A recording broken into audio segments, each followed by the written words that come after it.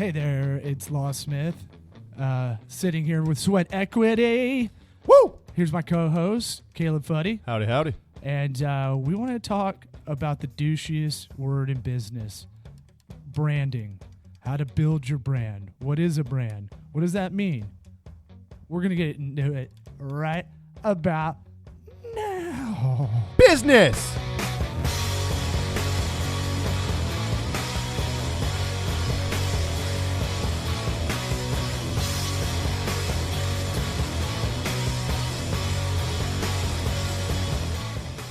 So if we had a good brand for our podcast, Sweat Equity, this would be the point of the episode where we'd have an advertiser. Since we don't have an advertiser, like we don't have any. Yeah, we're not there yet. we're not there yet. We're gonna build this brand though.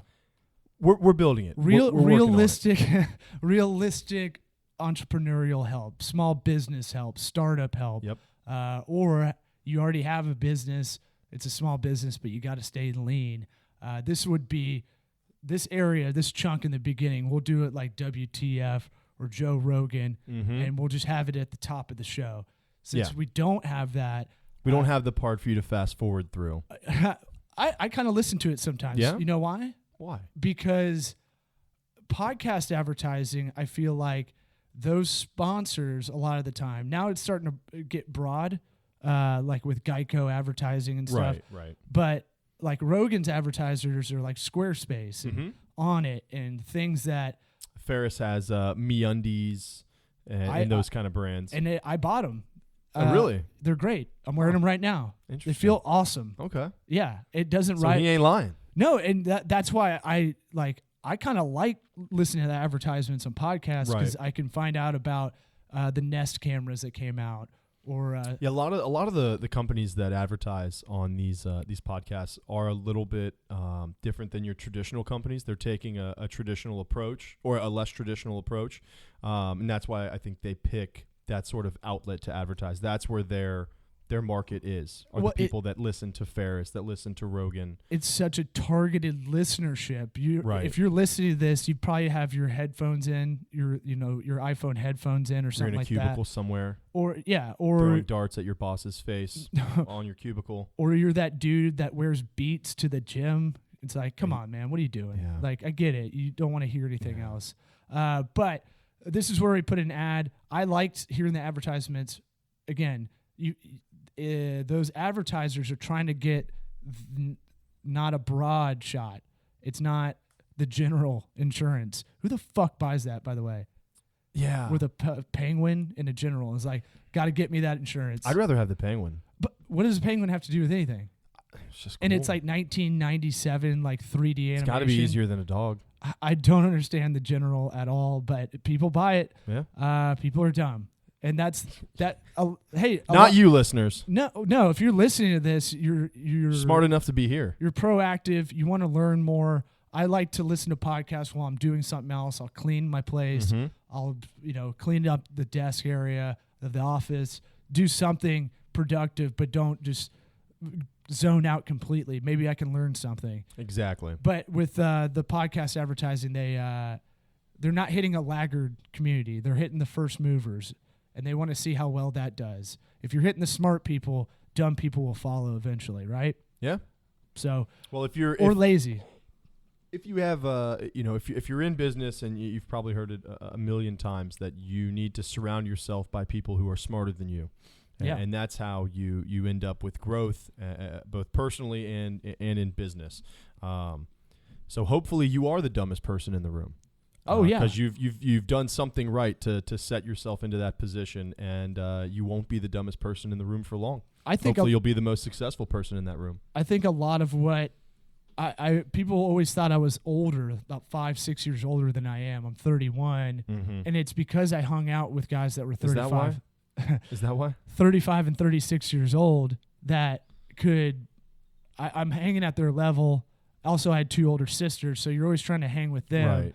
So it keeps you like, I don't know. I feel like you absorb so much more by trying to keep up with the Joneses that it's not my sisters, but all right. Anyway, instead of doing an ad right here, what we'll do is we'll pimp one of our clients, we'll pimp our website, which is tocoworks.com. We're Tocobaga Consulting, and we kind of handle everything from startup idea to medium business, and mostly on the online side of the business facets. Right. And we'll pimp Waterloo Washrooms in the Tampa Bay area. If you need a luxury mobile restroom, the worst is when you go to a wedding and they didn't think about that. It didn't even get on their list.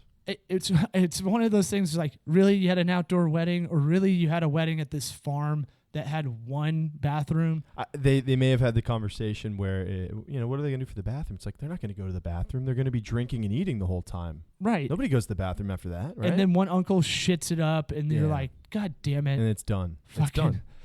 Now people are leaving early because they got to go deuce. And Uncle Ralph fucking ruined everything, man. He was a +1. He actually wasn't invited. Oh, shit. He was brought as a +1. And that's what makes it worse. Well, our aunt's got to come, But here's the thing. Waterloo Washrooms, it's one of our clients. We're very proud to have them as a client.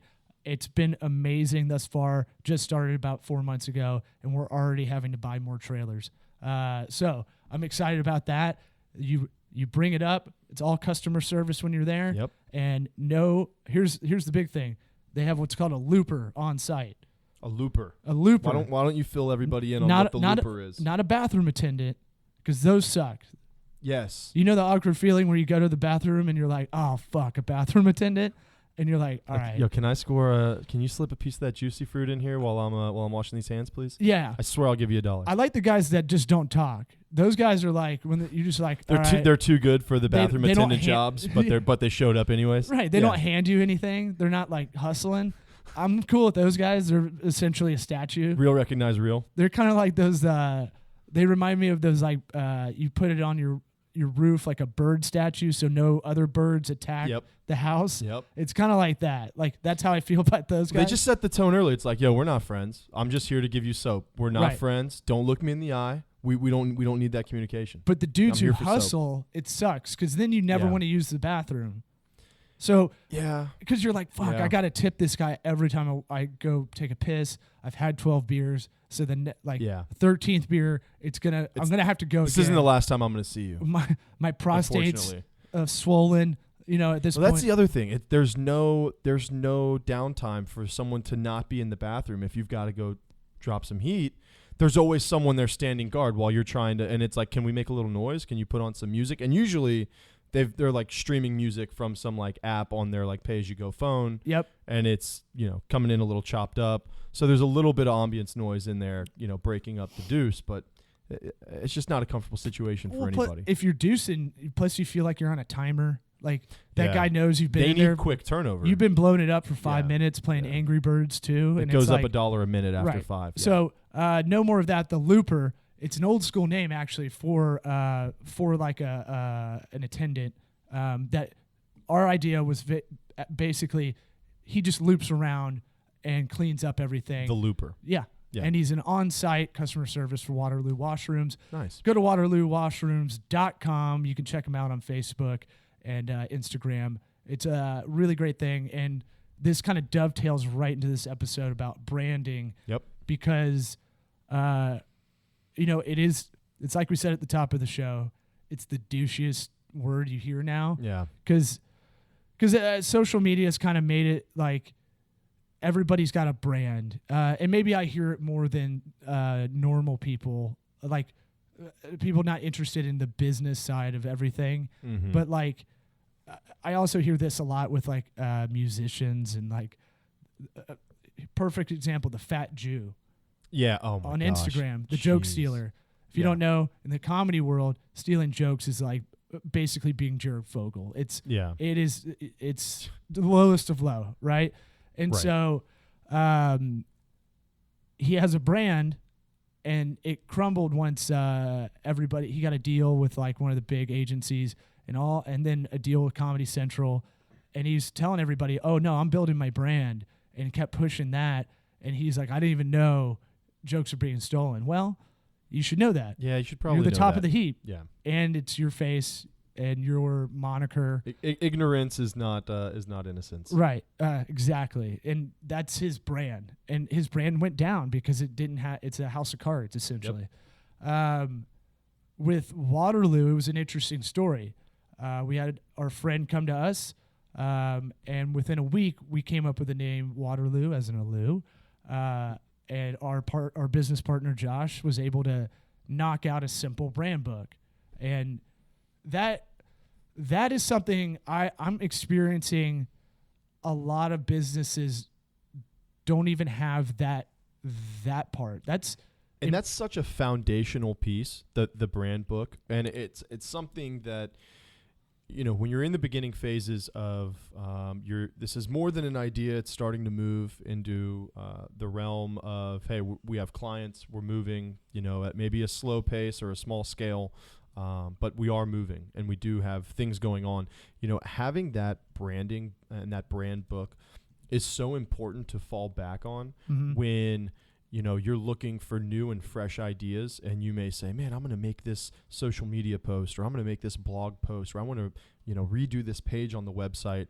You need that foundational guide to go by with everything going as basic as your company colors and logo and alternate logo. Yep.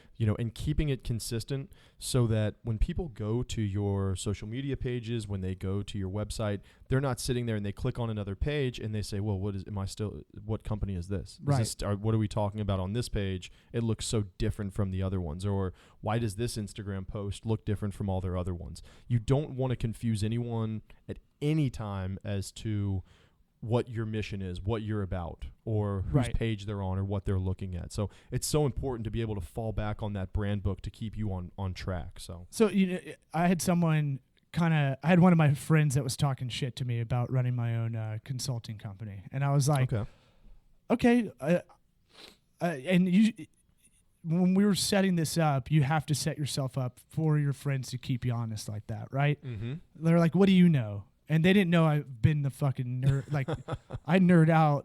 None of my best friends, some of my best friends don't know just how hard I work. They're like, you know how to read, funny guy? Yeah, right. I walk into people, they're like, why don't you read I thought this you were aloud? just doing stand up. I was like, you don't make money doing stand up. So what I was talking to them about, he was like, all right, define to me what a brand is. And I was like, that's like if you can tell me what the definition of just is, can you do it? Yeah. Give me that. Give me the definition of just.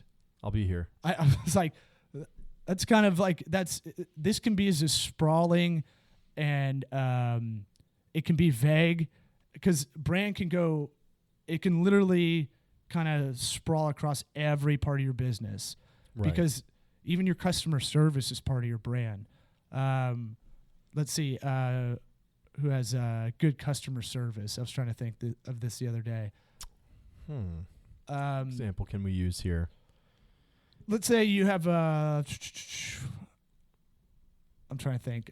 Maybe Zappos, okay? Okay. They really put a lot of initiative, a lot of their energy into customer service and bringing that back. In an age of no customer service, they want to have that on returns because they know they have a high return rate. Right. They knew that going into it 10 years ago. Mm-hmm. It's shoes. You try on a bunch of shoes when they're tangible in front of you at Foot Locker or whatever you're at. Yeah. They knew this is going to be a facet of their company, and that's going to build brand loyalty. Because if I buy new Asics running shoes, oh shit, I got the wrong version of the Asics I wanted. If I call back, hey, can I get a shipping slip? Oh, there's no charge on the shipping slip? Okay. Oh, the customer service person was really nice and really thoughtful, went out of their way. They actually use part of their brain to figure this out instead of just being like, the manual says I should say this to you. The opposite of that is like AT&T. Or Verizon. Right, any cell phone company. When you call, and I don't want to totally I'll keep you in. Bash Verizon here, but I had to call Verizon one time, like we all have at one point or another, and called them and said, if I can get somebody out here, we need to have this reset or looked at or whatever the issue was. and the guy on the phone fires back. He's like, okay, we can have somebody there tomorrow between 8 a.m. and 5 p.m. Oh, yeah. I was like, that's perfect. I was like, that's great because I don't have to go to work on Wednesday. Nah. Because it's not like I have a job or bills to pay.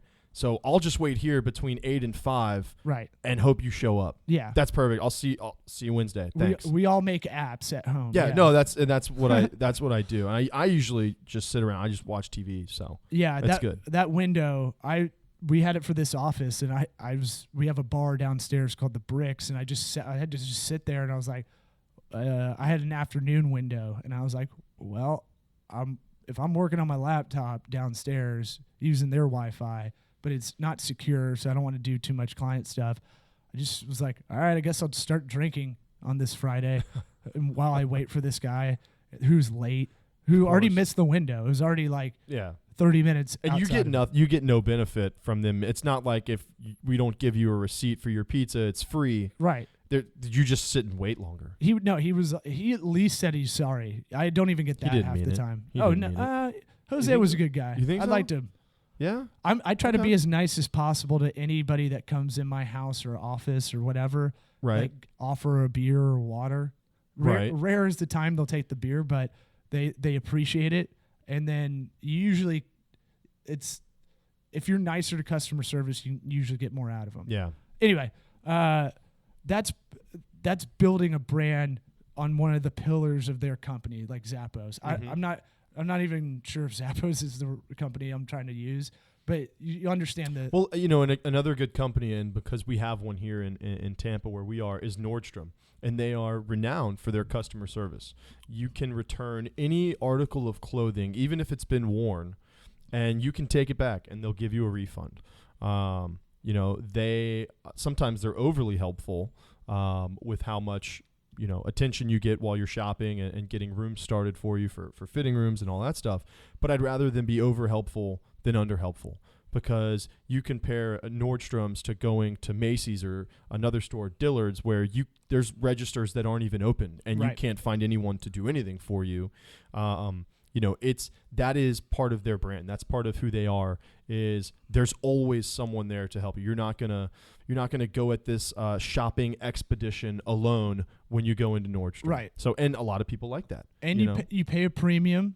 It's embedded in the cost. And that's the brands that they sell, and that's the they have that worked into their business model, and with the clothing markup and everything. But it's also the experience that you get. It's the nice clean store that you have. But they also have a variety of other services there that most people don't even know about, such as personal shopping, tailoring.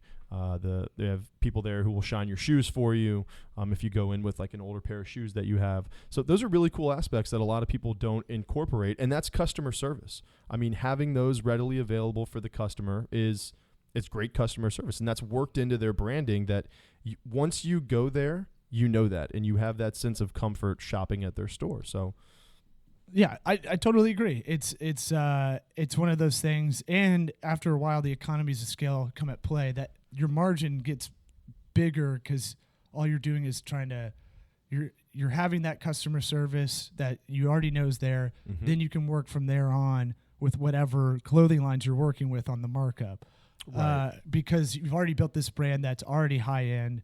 You're the Tesla of department stores, and it's one of those things where I don't want to get. I can get on Tangent Highway.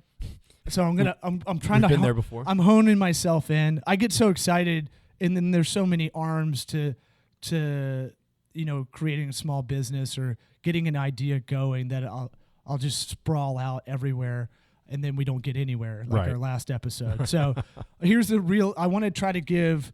We don't have to do some flashy kind of audio like sports radios like. Where they break in, it's like free advice, like one of those. Turn up the volume now. Right. So I want to give like a segment each podcast where we can do realistic free advice. Right. And the Simple Brand Book is where you have an idea, you want to do a startup, or you want to open a restaurant, you have a small business idea, it's not easy, but a thing you should do and keep looking into is having those brand elements. Caleb already touched on it. Having a logo. Right. Well, first off, have a name. Have a name. Have a name. You might want to have a name. Have a name, and this is what I tell a lot of people. If it's like a local service, you're a barber or a hairstylist, or you're a mechanic, you're something that's going to be local, but you just want to start your own shop, restaurant. Do your research. Google. You think of some names, but Google them. Right. If there's Hair by Missy and you want to be Hair by Misty, that's a bad name for your area. Yeah. That's confusing if people are trying to find you. Right. So I always say when you're doing like a brand creation and name creation, it's two things. It's like, all right, does this make sense?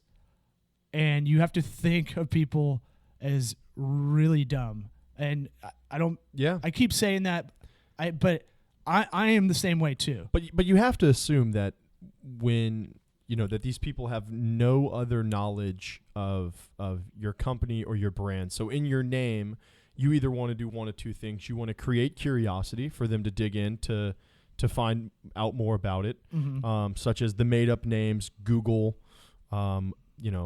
Uber's not necessarily a made up name, but they're names that stand out. And that's getting a little bit further away from the big. Local, because those are big, exactly. Yeah. But you want to have something where people can identify immediately your name with what you are. So Hair by Misty, there's not too many other things that your business can be other than a hairdresser if the name of your business is Hair by Misty or Hair by Missy. So you want to be able to differentiate between the two. So like Law said, if you've got a Hair by Misty already going and your name is Missy, pick another name. Right. Something that's straightforward and easy. No, pick something but that's going to be identifiable. That has something to do with you, what you're interested in. It belongs in the sector that you're in. It could be like I'm trying to think of a good name. Quaff or something like that. I'm sorry? Hard to spell. So that's gotcha. Bad. Hold on. I can do this. Is that with a Q?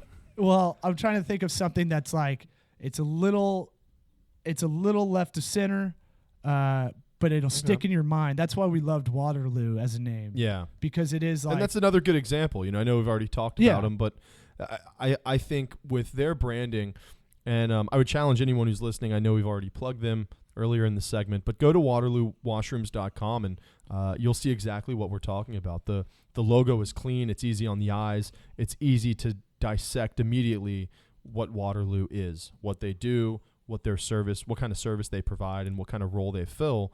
Again, all on a very, very easy, simple, understanding. But also, it was like, all right, we need to incorporate this. This Waterloo's a city everybody, or the Battle of Waterloo is something everybody kind of knows, right? But doesn't really know. Right. They've heard of it. You know what it is. You don't know what it was about or most how people it came know about. Napoleon was involved. Okay. That's new to me.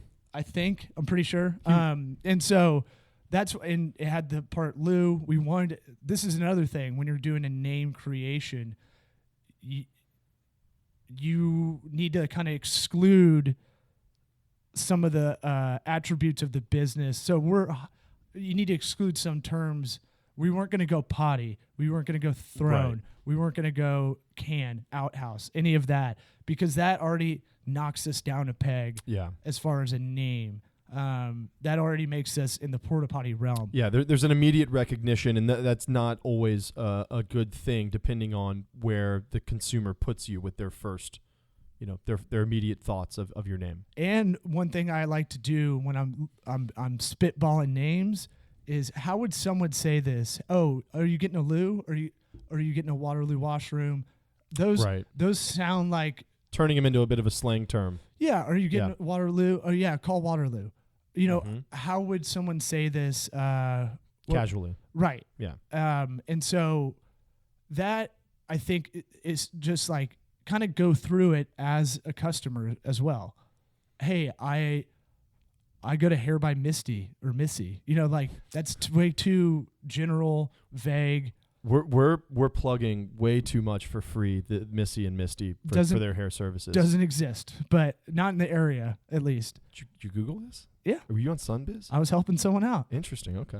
Yeah. Okay. So I think she went with Allure, which it's rich. You know, in the Brandon, Florida area, there's 400,000 people, right? Right. That's her target market. No one starts their salon with the name Allure. It does get muddled with other, like, I think there's a clothing store.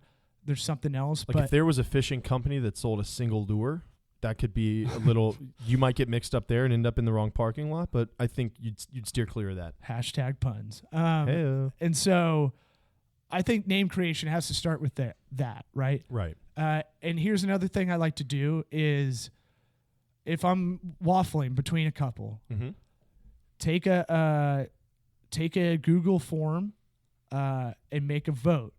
So say you have 2 or 3, and then I email it out to like 50 friends of mine or 10 friends of mine. I trust their opinion. Right. Which do you like better as a name? And you just did your own little focus group, but it has to be people that you know are, you know, either successful or they have good opinions in the business area. You don't want to send it to the friend who you know is going to argue with you just for the sake of arguing with you. Because we all have that friend.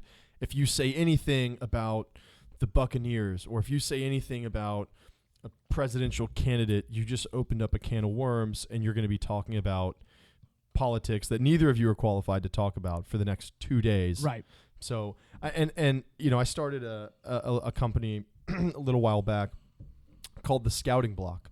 And what the Scouting Block does is it makes recruiting videos for high school baseball players specifically to send to colleges and to pro scouts in order to gain more exposure at either earning a scholarship or playing baseball at the next level, whatever that next level may be.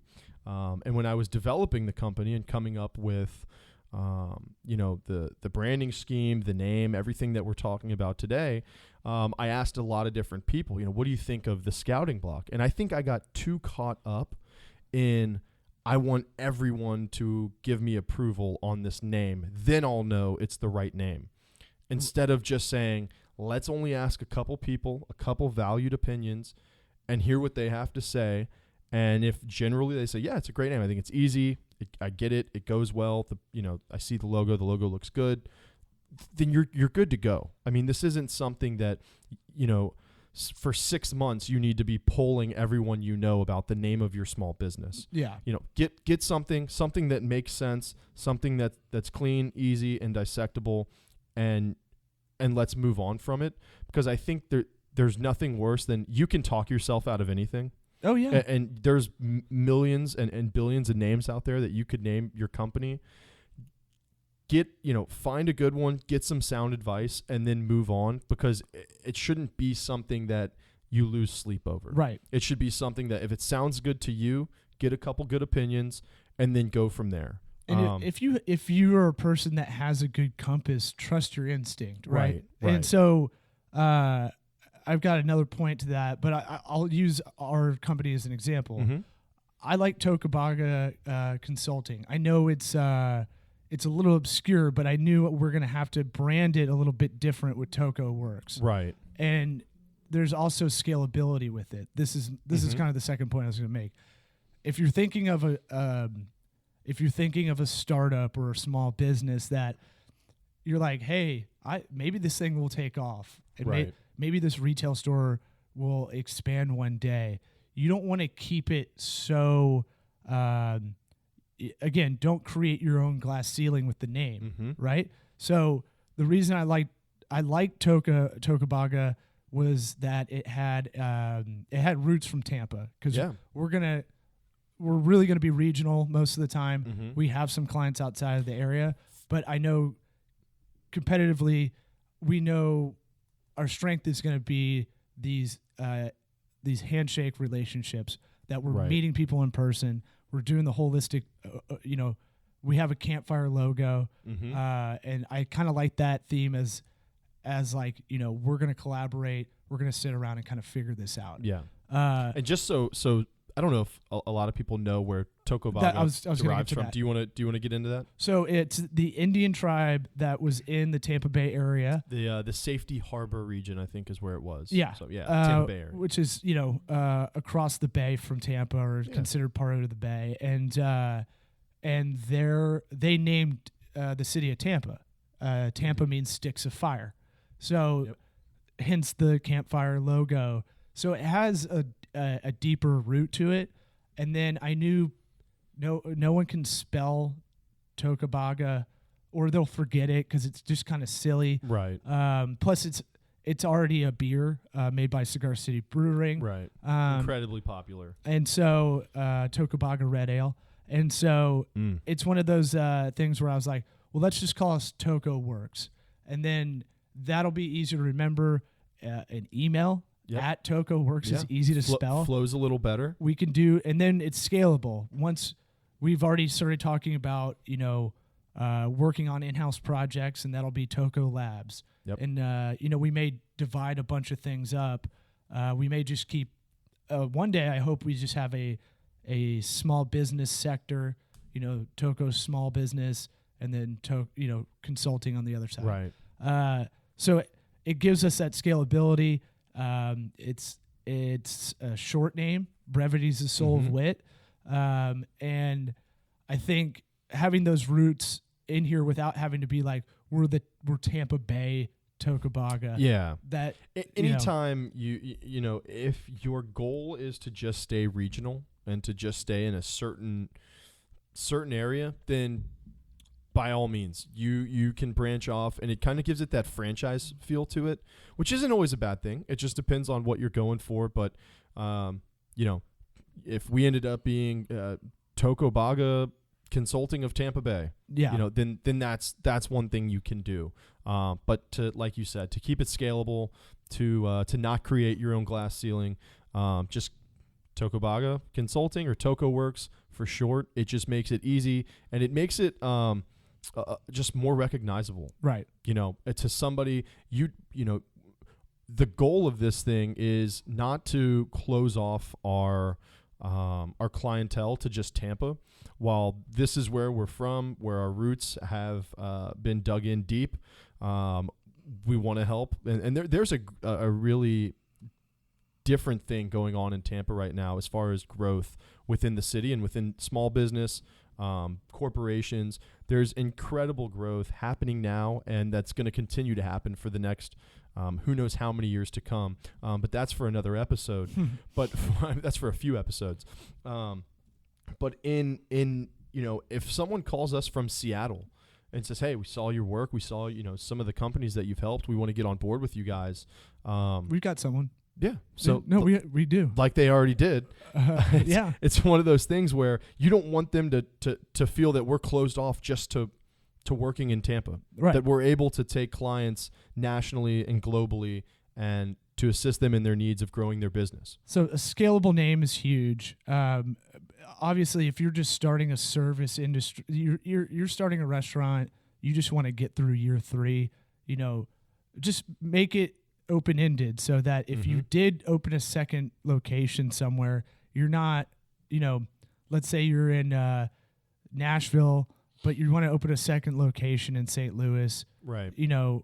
It's across state lines or something, and the reference might get lost. Yeah. So make it open-ended a little bit, but not too general where you're like, this is Glenn's bar, Going to Glenn's. Yeah, have a little bit of a differentiation. So that we've talked a lot about name creation. I think that's kind of a lot of it anymore, and I think we have to start charging. This is a free podcast. Yeah, by the way, this is totally free. So tell your friends about it.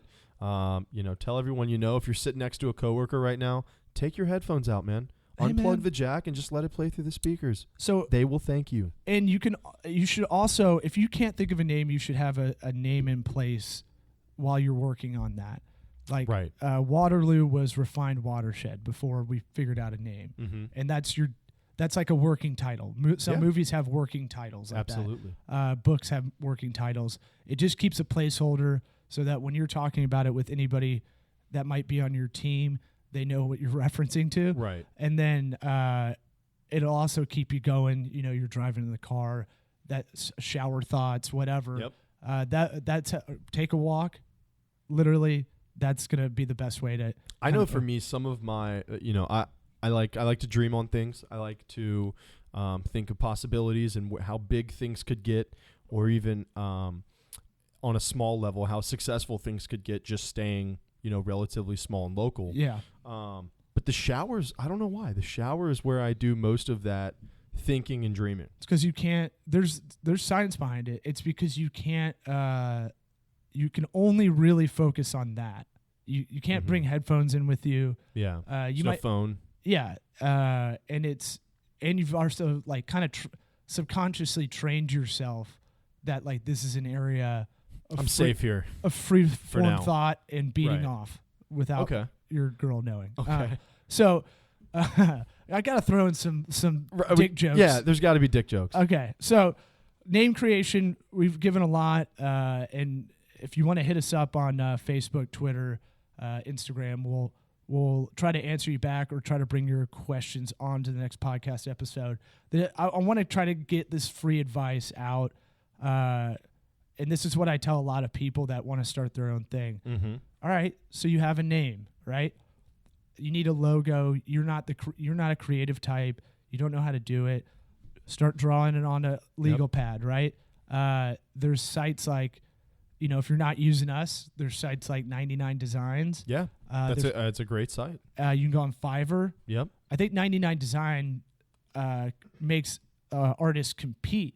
So you put out the idea, and you could take a phone picture of what you drew on a notepad, and then they compete for your business. You'll get multiple mock-ups to choose from, and whichever one you pick, that artist will then go in and make a rendering, and they'll give you a couple different files that you're able to use, probably a vector file and some different sizes, so that you can have stuff for social media, you can have stuff for your website. So, and I believe you don't pay until you find that design, right? Until you get one that you're happy with. So that's a really, really great option to use. Now, keep in mind, you're paying for the work that you're getting the work that you're paying for. Yeah. So you pay $99 for a logo, you're going to get $99 worth of a logo. So now, if you're just looking for a place to start, you want to do some hair, you're misty, you just got your license, right?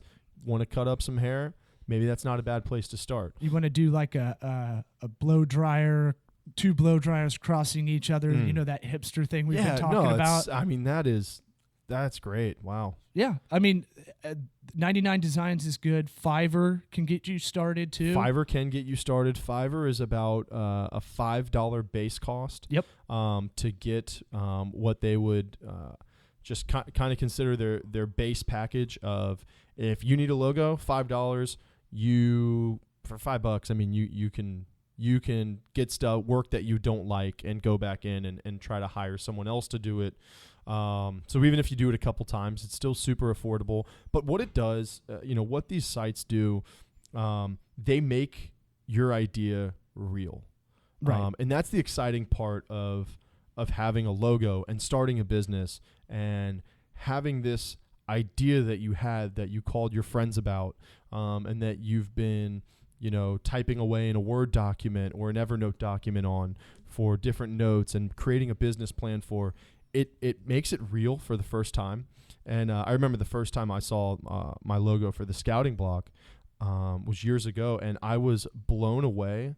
And I swear it sounds corny, but it was one of the happier days of my life. Not the happiest, but it made something that I had spent so much time in my head and on pen to paper, put so much time into. It made it real and tangible, and it was something to just be incredibly proud of. So it is something tangible. That's huge. And that's really where you want to get to. You want your customers not to feel like, oh, this is just a side job for this person, or this is just a hobby of theirs that they're trying to charge me for. You want people to feel like this is a real company, because it is. So the next part of this, and this is kind of part of the logo as well, is you need a color scheme. And absolutely. And we both come from a sports background, but I think, I mean, those are kind of, to me, those are some of the best brands that represent, you know, this thing that kind of doesn't really exist. You know, why is the Titans, you know, why are the baby blue? Yeah. There's a logic behind it. For our company, there's psychological you know, reasoning by some of these logos and by certain color pairings that people use. Typically, you know, when you look at sports teams, they're the best at this. Yeah. Because they've been around for so long. Except for the Browns. Oh God, they're terrible. It's unbelievable. Well, here's bad. what you can learn from the Cleveland Browns is a darkish bright orange with a brown that's not contrasting enough. Right. You need contrasting colors. Well, you need a red and a blue. You need a green and a yellow. Yeah. You know, a lot of times, I mean, be tough for the Browns, but yeah. Yeah. Or the Redskins with the yellow and red. Right. I mean, it's a muted maroon, but that's generous though. That's generous. But let's look at this from a or the Chiefs even. But let's look at it from a restaurant. Okay. Green's a great color, light green. Yeah. If it's a healthy, fresh. Yeah, you think fresh. Yeah. If you're looking, if it's brown or black, you're thinking what? Yeah. You're thinking roaches maybe in here. Yeah. Poop, maybe. Yeah. You're not thinking cleanliness. Stool. So like you want to skew towards white.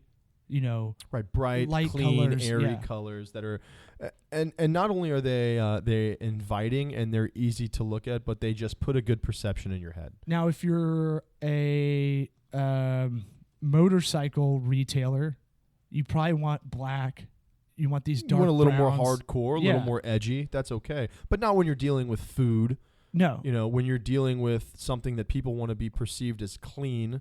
If you're a motorcycle shop, whether you sell motorcycles or you work on them as like an automotive technician, you want to be dirty. That's a symbol of hard work. That's a symbol of we're putting in the work. We're getting our hands dirty, and that's a great thing. I don't want dirty hands in my food. Right. I don't want sweat in my chicken fettuccine Alfredo. And it sounds silly that we're associating colors, but most people actually do it without realizing. Well, this happens subconsciously in every single decision that we make. Right. I mean, when you go to the grocery store and you're picking out a tea, you're picking out some sort of tea to brew or to steep. Sorry, let me get my tea terms right. To steep. Well done. There we go. You don't know anything about tea. You don't know what you're looking for. You're just looking at the box and you say that looks like great tea. Oh, it's green. You don't light know. Colored. You've never had it. An Asian fella there. Yeah. I don't know what he has to do with it. You just befriended a girl on Facebook who likes yoga, so you're going to buy tea. Right. Because you want to be more zen. Right. You don't know. So you go and look at the box and I got this one. Yeah. And that's how we make decisions. Yeah. I mean, we just go around and we say, man, I want to be associated with that. I'll pay X amount of dollars to do it. And now I just made a purchase. Yeah. And then if you're in a grocery store is a great kind of example, because if you're in you have a lot of competition, right? Mm-hmm. You need a different shade of green than the other. Whole Foods and Publix are different shades of green, but also recognizable. Very recognizable at the same time. Well, and put Sweet Bay in there as well. Sure. Sweet Bay has I wouldn't put them in a good brand. I wouldn't put them in a good brand because they have purple, and I don't really like brands with purple. Not many foods. I gotta be honest. That shitty lettuce has purple. You know, like I think of the Grimace. There's like purple cauliflower now, which is almost like the hipster cauliflower. No thanks. Where it's like we're different. Trader Joe's has a very cleanly, humble image. Yeah, except their parking situation, man. I can't. Everywhere. I can't buy in. At every Trader Joe's I've ever been to. All right. We're going to get down that way. Okay. So color scheme's big. There's a lot of sites that I've stumbled upon. If you look up hex color schemes, there's actually like templates for you to look at, and that shit's free. Like the stuff we're giving you is very cost effective or free. Like, people just need to get started in a lot of ways.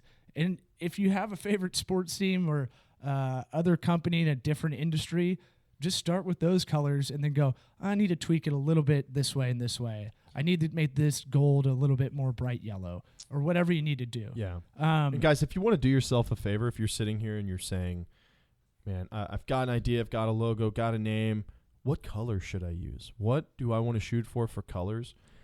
I mean, you can literally go type in Google hex color schemes. The first thing that comes up, color-hex.com. I mean, I literally am typing this in right now. Guys, there are 258 pages of color schemes. Yep. I mean, just full of, have at it. Just go. I mean, it's that easy. So if this is something you want to do, it's something you're looking at, just be willing to put in some of the FaceTime with the computer and to sit down and just think about what it is you want and to have the ability to just go find it. And don't do this on your phone. It's got your fucking do it on your phone. Finger oil all over the shit. Just you can't see it clearly. Just put your phone down. Yeah. Okay. If you don't have a laptop, just go find a friend or something. Go to the library where all the homeless guys are hanging out. So simple brand book. We've got name creation, logo creation, color scheme. Right. You need iterations of those logos. Mm-hmm. So you need alternate logo view 1. Right. So if you have, all right, my logo is yellow, or no, already forgot about this. Font. Yes. Now, fonts can drive you crazy. Mm-hmm. You don't have to reinvent the wheel. This is what I tell everybody. Font's kind of like picking a name. Yeah. It's kind of like if you think it's good and you get feedback from your inner circle and they don't have a problem with it, let's roll. And so font is big. If you use Comic Sans, I'm not coming into whatever business you have. I'm not. It Comic Sans font looks like those like email chain letters I get. They're all in Comic Sans. Yep. Or anti-Obama. That's because they're all from '96. I get anti-Obama ones, and it's all in Comic Sans. It's really funny. My redneck friends love to send it to me because they think I'm a Democrat. Most chain letter emails are in Comic Sans as well. Most shitty businesses have Comic Sans, and that I won't even. I freak like that's. It's a red flag. It's a red. It's not a bad. challenge flag. It's a red flag. And so, font can drive you nuts, but don't reinvent the wheel. Like if there's also if you can type in font schemes to get started or something like that. I'm a big fan of Futura, whatever. And I know this may be lost on a lot of people that are listening to this, but. Guys, get your computer out and follow along. You got to get curious, right? This isn't that tough. There's a reason Nike has Helvetica bold. Yep. They cornered that. No one else is going to do that. But it's easy that everybody can make their own Nike shirt if they wanted to on Zazzle. Yep. That has some saying of like something Allen Iverson would say only. Those are my favorite. Like practice. The most unathletic people wearing shit is like, who got next? Yeah, yeah. It's like, dude, no one's got next, bro. And you sure as hell aren't on the court. So you got to think of a font. You have your main font. You have your H1, H2, H3 fonts, which are your headlines, and then you have your display text on your site, which is like if you're writing a blog post, that would be. Open Sans stuff is always great. You can't go wrong with Arial. That's a little old school, but legible across all websites. And then what's my other go-to? Impact I like if you're going for like a bold. Yep. Impact is good. Impact is nice. I mean, we could go on for fonts. I mean, this is font talk. So... You know what? We're gonna do a separate podcast just on fonts. Be sure to look out for that. That'll be Josh. That's Josh gonna be coming up for that. Our creative chair. But anything you found while you were Googling? The basic Microsoft Publisher font themes. Some of these more traditional ones to me are just a little outdated. Especially we say all the time here. At TocoWorks when we're talking to people and we're talking to companies, our goal to start people out who we see a lot of companies that are And it's not a jab at them, but they're pretty far behind on their branding, on their logo schemes. A lot of these companies who have been successful and stuck around, but they need revamping. Yeah. Their logos were made when the company was founded, and there's nothing wrong with that. But you've got to stay with the times. So one of the things we say to these people are, hey, this initial meeting, what we're going to do is we're going to get you caught up to 2015, and soon to be 2016 standards. And then we're going to go from there. Yeah. So, and usually when we show them and we bring them, hey, welcome, this is what 2015 business looks like. This is what branding in 2015 is. And yes, it's actually affordable. They're blown away. And they're like, I can't believe this. And that's not even, we haven't even pulled all the tricks out of the bag. Right. This is the basic, we're just getting you caught up, and they're ecstatic about it. Not to brag about what we do, but this is just the lack of service these people are used to, right. The lack of creativity that they're used to, that we're now bringing to them. We're changing the game. Exactly. I mean, but if you're listening to this though, and you're like, yeah, I'll do that. All right. First off, write a note. Like you have a business idea, just write a note on your hand. That's what I do, because if I write it down, that's what hands are for. I won't lose my hand unless I'm spray painting in Singapore or something. Yeah, you get caned. That's coming off. Or you lose your hand, I think. But write it down. Go, I'm going to circle back to this later. But, I lost my train of thought. Oh, and this is one of the best lessons I got from people much smarter than I am. If you keep having... you're like, all right, I know this idea needs something tangible, like a brand that I can look at, but I'll do it later. I'll keep doing it. I'll do it later. It becomes that box that's been sitting there at your house that you walk around to get to your bedroom every night. Instead of dealing with it. Instead of just going, I should just start moving this somewhere. I have to figure this out. And that's what I tell a lot of people. Just start. Just start. Yeah. Just start with a pen and a pad. Just start there. Start doodling. That's a good creative exercise too. Is to just sit down and just draw for a little bit. Yeah. Like you're a kid. You'll be surprised sometimes. You can kind of go. You'll stumble upon something. It feels silly a little bit, but if you just start to go, it may not garner anything. You may not get anything out of it the first time you do it, right? But it will get your brain thinking about it, and then it comes into the shower thoughts and driving and walking, thinking about it. Then you can't sleep. Then when you're out talking with friends, you might find a friend that's a little bit more creative that can help you. You can spitball. You might call TocoWorks. You might call us. I don't want this to be too much of an ad for us, right.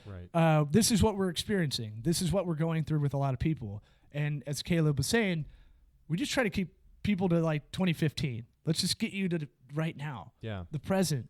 Your Comic Sans font on your business cards look like you look like a clown that murders people. Like that's it's almost like when you meet people and your business cards kind of look like you are in like a pyramid business. Yeah. And it's kind of like, oh, cool, you made this on Word. And like it's not even like your product or service. Do not do Vistaprint.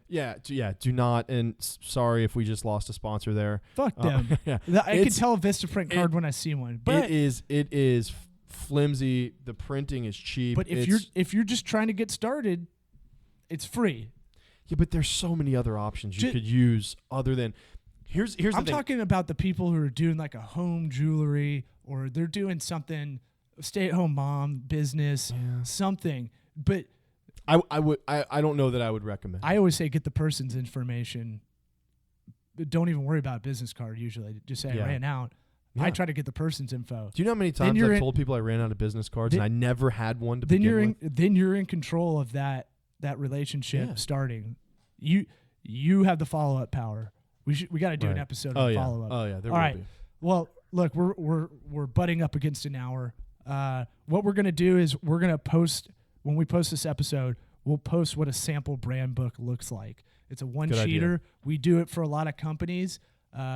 it's called it's part of our phase 1 with a lot of companies. Let's get you a simple brand book. So if we're not around and you need to know what fonts you use or what color hex colors. Hex colors are like your code color for it'll be like $, $, hashtag, whatever you want to call it. And then it'll have a 6-digit code, just like if you went to Lowe's or Home Depot to get paint. They all have a color code. Yep. Same thing with the online stuff. And then they have that as a go-to brand. So if they're like, oh, we're doing a traditional ad in the newspaper, you can give them that info, and they'll know how to do it if they're doing some editing for you. So we'll post what that looks like on their site. Did we mention this is free? God damn. People pay like unbelievable. People pay seminars like $2,000 for this shit. Yeah. So these are the times we're living in. You got anything else? I got nothing else, man. All right. This one was a little bit more honed. We stayed on the branding, how to get your brand book going. And if anyone can shoot us an email on how many times we said the word brand or branding, I'd appreciate that. You can email that to caleb@tocoworks.com. Yep. Just interested, want to get that count. We didn't even get to the douchey part of branding, but we'll get there one day. We didn't even get to the guy with his hair gelled at the gym of branding yet. Yeah. Is that what you're saying? Okay. Pretty much. Gotcha. Yeah, I control my brand. All right. For Caleb, I'm Law. Hit us up, let us know, hit us on all the social media, and we'll be around next time.